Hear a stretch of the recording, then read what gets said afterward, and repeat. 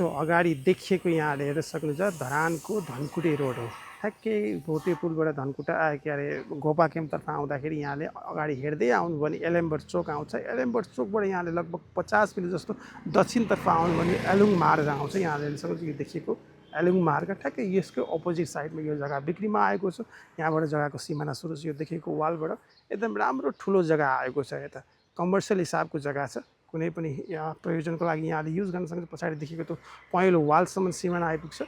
यतापट्टि यो देखेको वालसम्म हो। त्यतापट्टि गोरेटो बाटो पनि छ। एकदम राम्रो पश्चिम फेज भएको लगभग 74 फिट मुख हुन्छ। यहाँले आधी लिँदाखेरि 13.5 धुर जग्गा लिनुपर्ने हुन्छ। अहिले टोटल 27 धुर जग्गा छ। राम्रो छ। यतापट्टि तलतिरपट्टि यहाँले हेर्न सक्नुहुन्छ यङ बोइज एकाडेमी छ। गोर्खा यङ गोर्खा एकाडेमी यो तल देखिएको राम्रो लोकेसनमा छ। धरान 19 संयुक्त चोक भनेर यहाँले आउन सक्नुहुन्छ। यदि यहाँहरू इन्ट्रेस्टेड हुनुहुन्छ यसको पुरा भिडियो हेर्न चाहनुहुन्छ भने real estate Nepal Bhuwan Thapa YouTube channel गएर यसको पुरा भिडियो हेर्नुहोला। डिटेल्स कन्ट्याक्ट नम्बर प्राइस सबै यहाँले पाउन सक्नुहुन्छ। भोटेपुलदेखि यहाँसम्म लोकेसन सहितको भिडियो यहाँले पाउन सक्नुहुन्छ। पुरा भिडियो युट्युबमा गएर हेर्नुहोला।